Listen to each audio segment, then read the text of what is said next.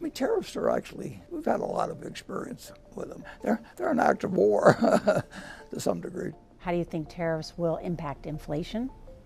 Over time, they're a tax on goods. I mean, the tooth fairy doesn't pay them. The U.S. stock market has fallen into correction territory, and Warren Buffett is warning that this could just be the beginning. Buffett broke his silence and had harsh words for what lies ahead for the economy and stock market. For the first time in years, Buffett gave a publicly available interview. He used this interview to give a warning about the potentially devastating impacts of tariffs and how this could lead to a full-out economic war. Take a listen to what Buffett had to say. Can I just ask you a couple of questions about kind of how you see the state of the economy right now? Well, I think that's the most interesting subject in the world, but I can't talk about it. No, I really can't. How do you think tariffs will affect the economy? I mean, tariffs are actually, we've had a lot of experience with them. They're an act of war to some degree. How do you think tariffs will impact inflation? Over time, they're a tax on goods. I mean, the tooth fairy doesn't pay them. I mean, and see, you always have to just, and then what? You always have to ask that question in economics. Always say, and then what? So is there an answer for that when people say, inflation persists, consumer prices keep going up, when's the end in sight? No, prices will be higher 10 years from now and 20 years from now and 30 years from now. And what do you think about what's happening in Washington right now? About efforts to I think cut it's the- Washington. Yeah. It's, technology changes things, all kinds of things, but Washington is Washington. And the problem with politics is that you tend to have to make tiny compromises as you go along. If 2022 was the year of inflation and 2023 and 2024 were the years of artificial intelligence, it appears that tariffs are going to be the new buzzword of 2025. Internet search traffic for the word tariffs has spiked recently. For a word that has gotten thrown around so much, very few people really know what tariffs are and how they function. So just how exactly do tariffs work? Well, a tariff is simply a tax applied to a country's imports. Imports being things brought into the country that were manufactured elsewhere. To demonstrate how this works in action, let's use the United States and Mexico as the trading partners in the example of a car. The U.S. auto industry is an extremely competitive industry. Auto manufacturers have average profit margins of just 3 to 5% over the long term. So put another way, for every $100 in sales an auto company has, only $3 to $5 of that turns into profit. A big driver of this is that the industry is notoriously price competitive. Understandably, consumers want the best possible vehicle at the lowest possible price. As a result, a significant part of the auto supply chain is outside the United States. This dynamic has led the auto industry to be front and center in the tariff discussion.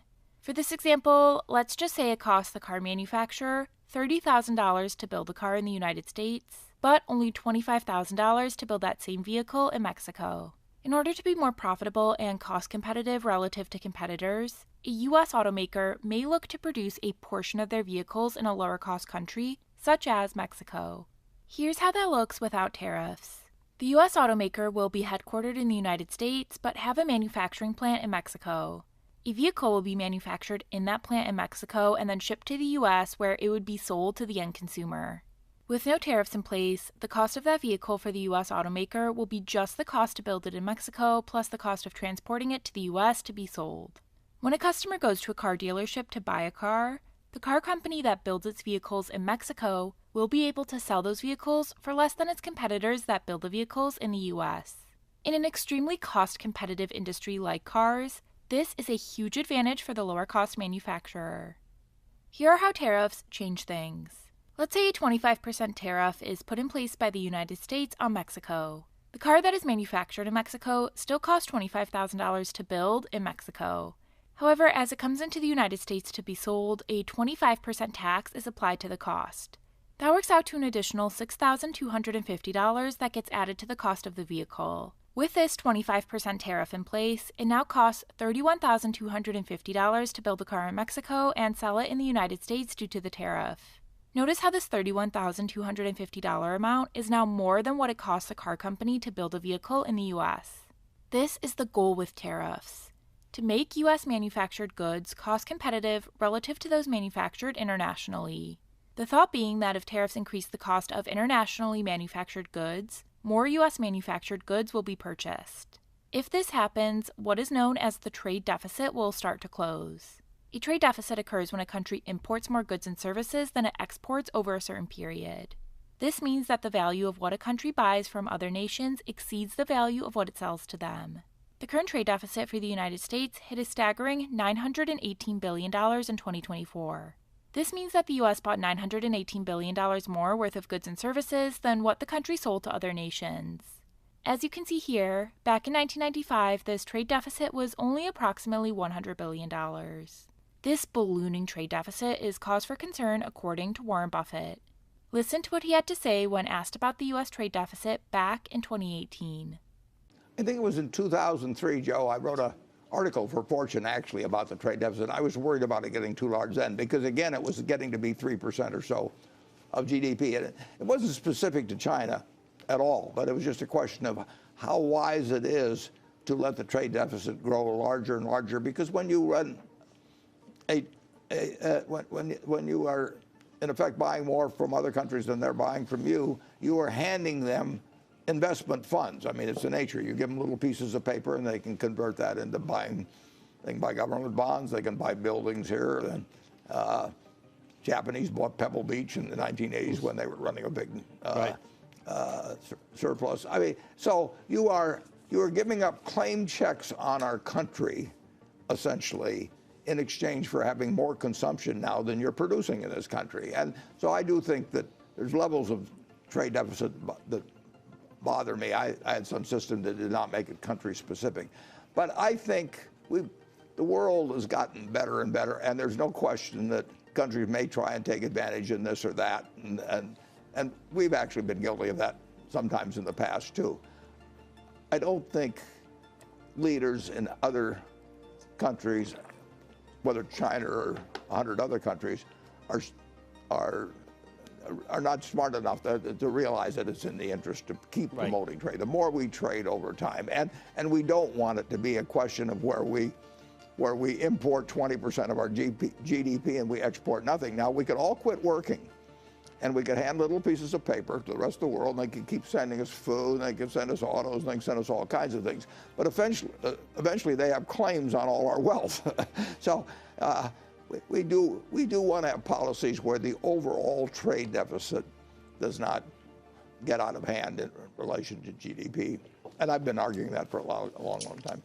This large trade deficit is causing two significant problems for the United States. One of the most significant negative impacts from large trade deficits is job losses in domestic industries. When a country imports more than it exports, domestic manufacturers struggle to compete with cheaper foreign goods. Let's go back to our example of the U.S. car-based manufacturer. Imagine that this car manufacturer has 10 plants located throughout the United States. The company makes the decision to move half of its manufacturing to locations outside the U.S. This means that 5 of those 10 plants will get closed. The workers in those 5 closed factories no longer have a job at that company. While this U.S. automaker example is obviously hypothetical, this trend has played out in real life. The U.S. domestic manufacturing base has shrunk to a fraction of its former size. In 1979, the number of U.S. workers employed in manufacturing peaked at nearly 20 million. However, that number has since fallen to 12 million in 2025. A 40% reduction in the number of U.S. workers employed in manufacturing, despite the U.S. population growing significantly during that time period. In the 1950s and 60s, approximately 30% of all U.S. jobs were in manufacturing. That number has been on a steady decline over the last 70 years and is now in the single digits. The shuttering of factories across the country has led to many cities in the United States becoming shells of their former selves. Detroit, Michigan is the poster child for the devastating impacts from loss of domestic manufacturing jobs. In 1950, Detroit was the 5th largest city in the U.S. with a population of 1.85 million. Detroit was a boomtown due in large part to the success of the U.S. auto industry. At this time, automakers in Detroit had over 85% market share of the U.S. auto industry. Peoples and families were flocking to the city in droves for the well-paying manufacturing jobs available in the area. The population had increased by 7 times over the prior 50 years, well outpacing the growth rate of the rest of the country. In fact, in 1950, Detroit had more millionaires than any other city, even more than the financial hubs of New York and Chicago. However, this prosperity was not permanent, and the 1950s marked a peak for Detroit. the Detroit automakers started to lose market share to foreign competitors, ultimately leading to the bankruptcy of two of the big three Detroit automakers in 2009. The struggles of the U.S. domestic auto manufacturers had a devastating impact on the city of Detroit. As you can see here, the population of Detroit fell from a peak of 1.85 million in 1950 to just around 600,000 as of the making of this video. The city of Detroit is a testament to the devastating impacts of domestic manufacturing job losses can have to a city and community. According to Buffett, the second problem with large trade deficits is foreign ownership of assets. In the earlier video clip, Warren Buffett described the United States having a large trade deficit as giving another country claim checks. What he means is that when the U.S. imports more than it exports, it effectively is giving away portions of the country's future economic output in exchange for goods today. These claim checks represent foreign ownership of assets and debt. While that may sound complicated, it actually is pretty simple. Here's how that works. On this side, you have the United States. Over here, you have an imaginary country by the name of Investor Land. In this example, Investor Land is a tiny country known for producing the very best luxury watches in the entire world. These watches have become the ultimate status symbol and can't be bought from any country besides Investor Land. Let's say over the course of the year, U.S. consumers buy $5 billion worth of fine luxury watches from Investor Land. Investor Land sends the watches to the United States and gets back in exchange $5 billion US. Pay attention to the fact that this money is in U.S. currency and not the currency of Investor Land. You'll see why that matters in a second. For simplicity, let's say Investor Land doesn't purchase any goods or services from the United States. Because of this, the U.S. has a trade deficit of $5 billion with Investor Land. The U.S. imported $5 billion worth of luxury watches from Investor Land. However, Investor Land spent $0 purchasing U.S. goods and services.